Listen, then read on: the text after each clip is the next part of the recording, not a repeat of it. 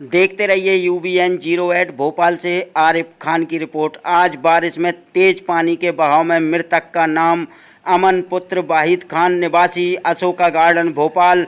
Police द्वारा पता चला कि एक और लड़का इसके साथ में डूबा था। लोगों द्वारा बचा लिया गया, अस्पताल में एडमिट है। इसी के साथ में आगे समाचार सुने। अजमेर में भारी बारिश।